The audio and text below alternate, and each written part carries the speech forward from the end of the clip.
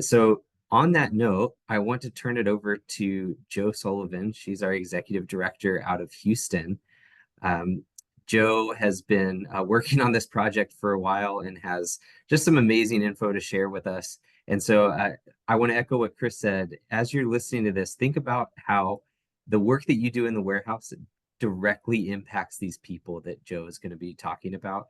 And without you, we wouldn't be able to help them the way that we're helping them. And so, Jo, I will turn it over to you, but we're all excited to hear about your work in Ethiopia. Thank you. You're going to help me share. I am now a host. That's exciting. Thank you all. I'm getting ready to start this PowerPoint, but I'm going to start by echoing what everyone else has said. This project has touched every one of you, including administrative staff, people that are working in the front office in Denver, anyone that's answered a call from someone interested in this project. And I want to thank you, even if you may not have seen the larger project because of your moment in time, you've transformed thousands of lives already. And I want to show you a little bit about what we really are doing in this world. So let's share my screen. Danny, can you nod and let me know you can see that? Excellent. First off, I want to say that we are working throughout Ethiopia. So please understand that. We are in Tigray. We have worked in Amhara. We have worked in the southern nations as well. This particular project focuses on Oromia, and that came about for a very unique reason. And we were able to do some uh, combining and collaboration, which is a big theme of what I want to talk about today. Collaboration, collaboration. Without it, this could not have happened. So if it'll let me go next. There we go. So let's start with where we have worked and what we've done in Ethiopia. We've been working in Ethiopia since probably before 2001, but that's as far back as the data that I can get. The last time I pulled this data, we'd sent 136 40-foot containers. I am pretty sure that's closer to 140 now with this new project, but this is across Ethiopia. We had, at the time of those 136 containers, sent $42 million in gift in kind. And we know this country. We know customs. We know what the date requirements are for expire. We know the needs of the hospitals and facilities because we've been there for such a long time. You see on the left there all of the dots of every place we've been. And if you could zoom in, you'd see even more because sometimes it's a dot on top of a dot. But we have worked deeply in this beautiful, beautiful country. This project is unique and different because there are three diaspora community groups here in the US: Minnesota, Portland, Oregon, Atlanta, Georgia, and some in Washington, D.C. You see their names there: Lamif, Mako, Jara, and Jeru. For those of you that helped pack some of these warehouse containers, you've met people from each of these communities. We started off by doing a project with Jara and Jeru Foundation. I had the honor of doing that assessment with Dave Maddox back in January of 2023. And from Jara and Jeru, there was an introduction to someone who was trying to do a similar project in a different part of Oromia, and that's Dr. Nuruddin and Jote from the Lamif group. Out of that came an introduction to the Mako Foundation. A group of young men, 7 brothers, created this in honor of their mother, who was also born in Oromia. And so we started down this road of doing these kind of one project here and 2 or 3 there. But we had this idea that if we banded together and created an opportunity to maximize the knowledge, the work, and the funding, that maybe we could do more. So you see that photograph there was our first annual collaboration meeting. That was in Denver after our last town hall. And we brought representatives from every one of the groups together and sort of hammered out, what does it look like to work together? Right now, we have a vision of sending 50 containers in the next 18 months. I would guess that I have probably met with or spoken to hundreds, 400, 500 Oromia diaspora around the world. Their fundraising has been incredible. Their commitment is above reproach. And again, if you've been in any of the warehouses when a container packed, you've probably met some of those members from each of those communities. So right now we have 72 facilities assessed, and that's where our goal came from. We may not be able to do funding for all. I know many of you know Dwight or Dennis or Rebecca, certainly Dave. All of those have done assessments in the country, including myself. And all of those dots are different places and different groups are supporting across Oromia. The purple ones are the most recent ones assessed for Mako Foundation. Anything in red has already been sent, and it was something you probably touched. We've sent 9 containers to date that have helped 12 facilities, and we have 3 more containers in planning. To me, the big part of this story is the diaspora community and their ability to gather and raise funds. They've brought to the table over $600,000, one hospital at a time, one WhatsApp group at a time, one Zoom meeting at a time. It has been an incredible thing to see as the diaspora come together to change outcomes in the communities that they were born. I'm not going to spend a lot of time on what it looked like. You all know, we see these photographs. These are the images from hospitals, health posts, and health clinics that we've assessed. The truth is, there are doctors and nurses and midwives, but there is very little resource and very little opportunity to get resources. I even met biomed technicians and engineers who were desperate to find screwdrivers or parts to repair the equipment and supplies in country. I made my 3rd trip this past July, and every time I go, I learn a little bit more about the depth and the infrastructure of what prevents hospitals from really being able to step out of what they can get in the country and save more lives. And the truth is, they can't get it. And that's what we're for. They simply cannot find the materials, the equipment, the supplies in country, and we get to help them with that. Other images that this child was in a hospital that I saw on my trip in February, and this little baby and another gentleman that were sitting very close together. They'd taken an oxygen concentrator and they had to split the tube and duct tape it together, and each person was sharing a little bit of that oxygen. This was what they were using for their NICU. We know this. We've seen these photographs, right? We know this happens around the world, and we know we can do better. We absolutely know that we can. This picture is a woman. You can't see her infant child. It's covered up, but that was an incubator that the top warmer worked, but there wasn't any bassinet anymore. And worse than that, they didn't have a separate bassinet that they could even wheel under. They only had a bed. So the mother had to stay with her child. And the biotech person told me that they had repaired this piece over and over until the bassinet finally was just not safe. The picture on the right, they didn't have a bassinet, no baby warmer, no incubator. So they were using a space heater and a tabletop to keep newborns warm. It's the very best they could do. But we knew we could do better. We knew that. So we took time to visit all of the hospitals and facilities and meet with the moms and the babies and the doctors, all of the things that we do on assessment. The 2 twins on the far left were so small, but they were out of consumables for newborns. So they had to share an IV line between them. And they'd cleaned it as best they could, but they didn't have any more consumables. The child in the middle had a traumatic head injury from a vehicle. New roads are getting laid as they're working hard to pull themselves out of poverty. Those new roads mean new dangers. And the child had a head injury, but they did not have adequate size drains for infants.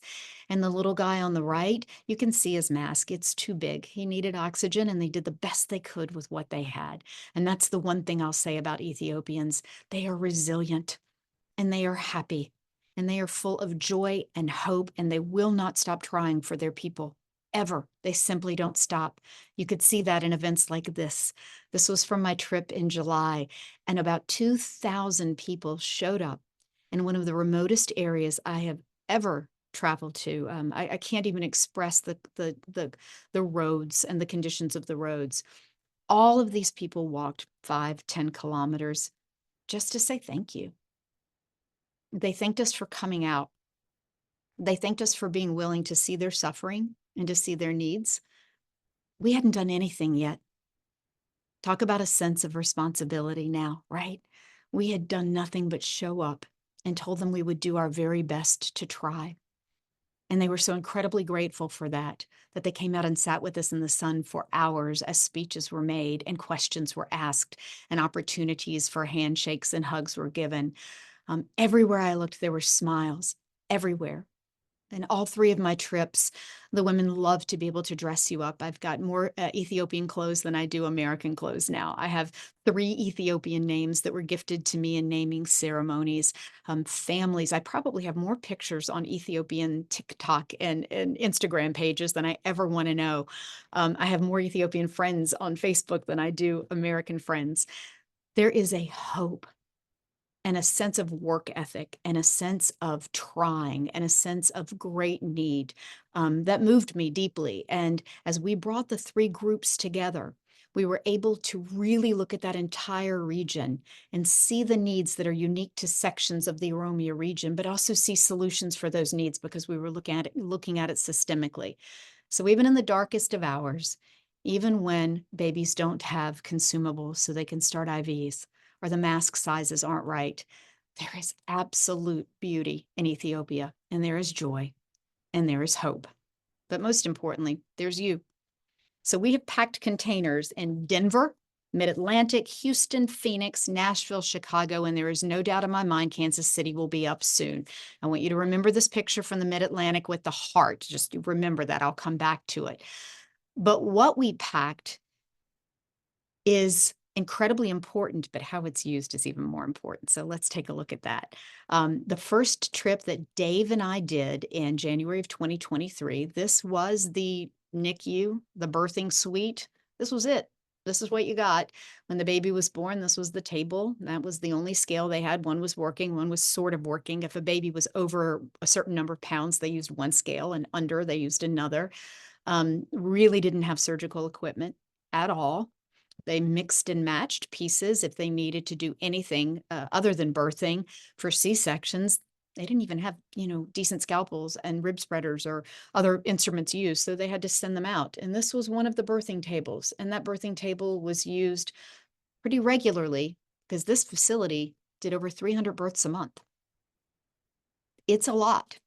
So when that container arrived, so see, let me go back, because see this little right there on the bottom left of your screen, you see that chart behind the table? So we're talking in the exact same room. Now look at that room now. They cleaned, they disinfected, they put in updated flooring and repaired areas of the floor. I'm going to mute that. But now they have a chance to repair a couple of the birthing tables they had with money that was saved by what we sent. We sent exam table, birthing table, a new suction machine, other items, including a C-section kit. So now the surgeons that are working in this hospital have the chance to do something different. I just think that's incredible. Here are more images of that same container as it pulled in, and the incubator that came in. The funder to the woman to the right is Rufo. You may have met her. She's been to the Denver warehouse a few times, so those of you in Denver. And this is Rufo's prize project. She's given everything for this. Everything. She and her family are from this community, and I met her sisters that still live there, and nieces and nephews. And when that incubator came in, Rufo was the one that got to bring it off of the container. I'm going to show a short video to show you that what you're impacting isn't only in the hospitals and health clinics. When I first went to Ethiopia in January of 2023, if Dave is on the phone, he'll remember this. There were a couple of people that came to us with a viral disease that's prevalent in Ethiopia that steals people's ability to walk. It's in their lower spine, back, and legs. And we met this woman. She'd been dragging herself on her hands and feet. She had very few family members left that could help her, and she had no way of getting around. So what Rufo and her team did was made sure that when we delivered that container, we delivered a wheelchair for her. So now she has a way to get around her community. And yes, I realize the foot pads aren't on there, so you don't have to email me. I've already let Rufo know. Go back and get the pads. We know the feet stabilizers. So you're not just changing the outcome of facilities, you're changing the outcome of people in the community. And now she can get back and forth to hospital appointments. Her family has an easier time taking care of her. And it's all because we sent a wheelchair, right? That's pretty amazing. So coming out of Nashville, you sent a load to the Badeno Hospital. Some of you may remember that's Dr. Nuruddin from the Lamif group. We stopped by the Badeno Hospital for maybe a whole 15 minutes on our way to do another assessment. So I only had time to grab a couple of pictures, but that was a working monitor. They'd had several 5 and 6 function monitors before we sent our container, but none of them did all the functions.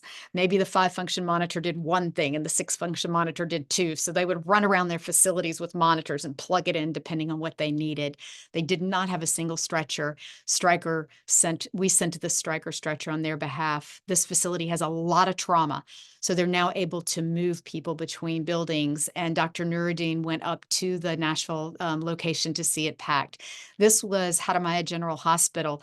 This group of boxes behind them. That's at Haramaya University. That's after it's unloaded, and it was unloaded in May or June of this year. So we hadn't even had time to put things up yet. That's a picture of it as before it's leaving Houston. But they lifted those medical supplies in the air. The doctors opened them up to see exactly what they had, and they were so incredibly grateful and thankful. You know, when you're a medical doctor, for those of you on the call today, they're part of the medical profession, and you don't even have a stethoscope to call your own, something like this is transformative for you. It's absolutely transformative. So I'm going to throw up this was both from the Haramaya Hiwat Fauna load, 32313 out of Phoenix, and the Kombolcha load that came out of Chicago. Again, that is a surgical kit, and we zoomed in on it to see what it is, and I forgot exactly what it was, but it's a fully packed surgical kit. You can see a surgical light in the background, and the people that are lifting it high with gratitude and joy are all of the doctors, and they showed up for that unpacking day in full suits and ties, and they unloaded every piece of that container. Every hospital official, every member of the town was there. On the image at the top, the gentleman with the striped pants on the left, and he's also in the other image, moving a box just to the left picture as well. That's Dr. Ahmed. He is the Dean of the School of Medicine at Haramaya University. And Haramaya University, I could talk forever about this project. So you may not remember these names, but I'm certainly open to you sending me questions. Every single container that's going out of these 50, every container for all 3 groups of the diaspora community, all of the customs, all of the clearance, all of the tax ID and tax exemptions are being donated by Haramaya University, who believe deeply, deeply in what this project means. They didn't know the Jara and Jeru people. They didn't know the Mako people. We introduced them all together and said, how do we make this easier for the community members, easier for the hospitals, and create a higher impact? So Dr. Ahmed and Dr. Jamal, who is the president of Haramaya University and was just here last week meeting with our team in DC, they're in. They are so deeply committed and so deeply part of this.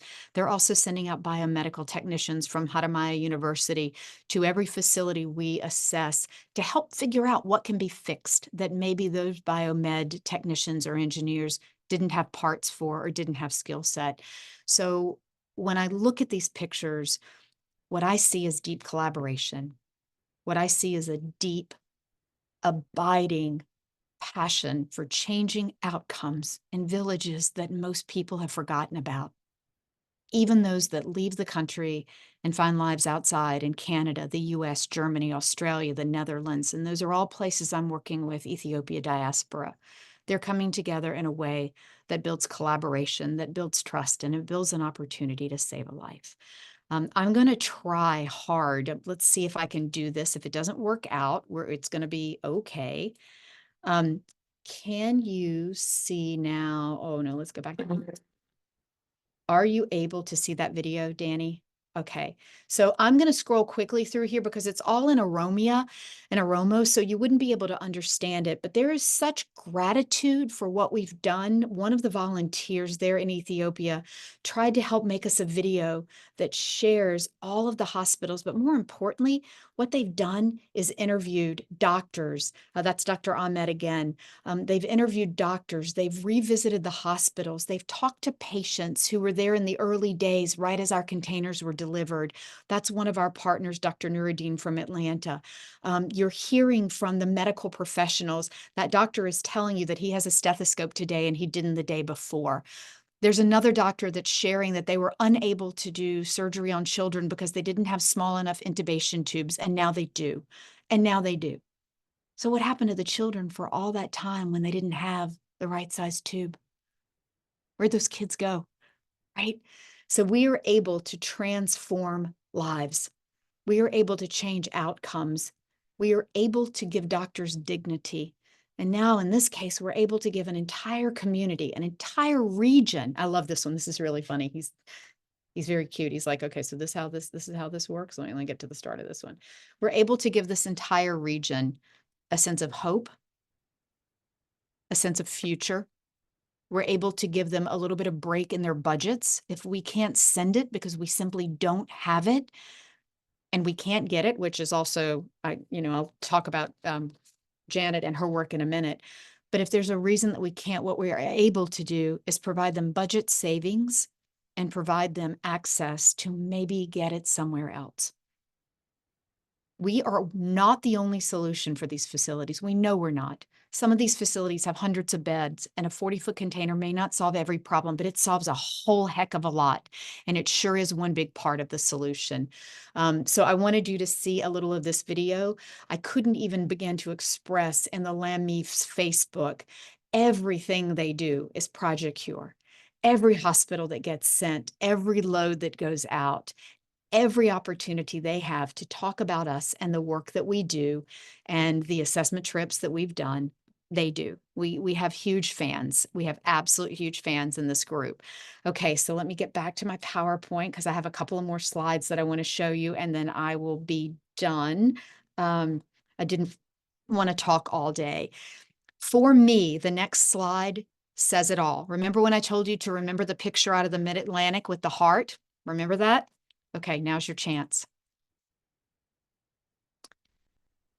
This container arrived on August 10th in a part of the southern Oromia region near the Bali region, between Shashamane and the Bali region. Rufo from Jara and Jeru Foundation kept extending her trip and extending her trip because customs was stopping containers coming in if they didn't have fertilizer because it was planting season, and we thought it would never get there. And it was very stressful. And when it did, and they opened the back of that container, there was that poster. And Rufo said, "This was the best, happiest moment I ever had in my impacted community." Look at below pictures. Everyone, including myself, wanted to touch the heart. The image sent out with medical equipment and supplies. And that's Rufo up front with both hands on the heart. So if you don't think every little thing we do makes a difference, I promise you it does. So as they say in Oromo, galatoma, galatoma, galatoma. And galatoma means thank you, deep thank you. And you can't just say it once, you have to say it 3 times. Galatoma, galatoma, galatoma. So thank you very much for allowing me today to take a little of your time and tell you about my story and the work that we're doing. And now I'm going to find a way to unshare and turn it back over. I don't know how to unshare. Can you assume ownership, Danny? Okay, I got good. you. So I got thank you. you. Thank you very much for the Um, time today and listening to my story. Thanks so much, Joe. I mean, I know you were worried about going long, but that's the kind of stuff that I could hear about all day. Our volunteers, you all absolutely inspire me and other people on this team to keep doing what we do because of stories like what Joe shared. If you have any questions, real quick, I want to give you an opportunity. So if you're in the warehouse and let your OD know if you want to put something in the Q&A. But Joe, I had a quick question. I know there's still opportunities to support some of these. If some of the volunteers on here wanted to support this project, how could they do that? I love that question. Thank you so very much. As a fundraiser, I totally appreciate that question. Well, there are 2 things, right?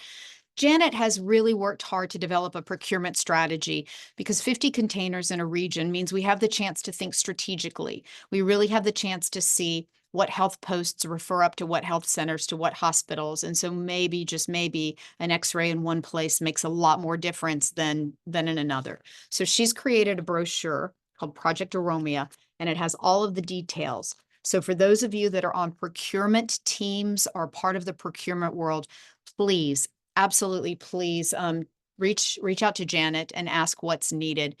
We just finished the last assessment round in a in a very rural area, but along the only road that goes from one side of Oromia to the other. So these are very rural hospitals, but they're getting a lot of trauma, lots and lots and lots of trauma. So you certainly can help with that. Financially, we have landing pages set up for each of the facilities because the diaspora communities are raising in groups. So I would say the best way to help, let me pull up a landing page and I can put that in the chat or email me directly.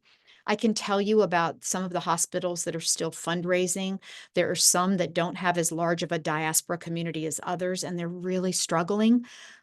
We've been able to secure, we have a surprise grant coming at the end of this week. It's a big one from an international NGO that's going to help a lot.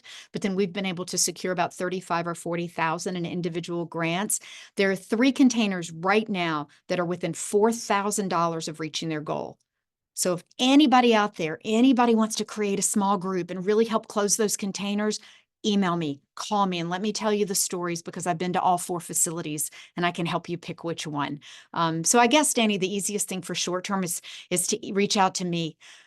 Or you can give on our general donation form and in the notes section, put Oromia. Awesome. Thanks so much, Jo. Um, as you all are headed to your local meetings, please feel free to reach out if you are looking for more information on this. One of the themes of our local meetings is just trying to explore some of the other areas of Project C.U.R.E and what you might be able to do. And so it's not always clear sometimes how one part of our warehouse or one part of our volunteer jobs impacts another. But as you can see from Jo's presentation, that every little piece, whether you're answering phones, you're picking up donations, you're sorting, or you're packing, or you're loading containers, all of it has such a huge impact on people all over the world. And this is just one of many projects that we have. And so thanks again, Jo, for sharing all of that information. Just fantastic. And I'm sure there will be more and more stories to come that we'll make sure we share with you all.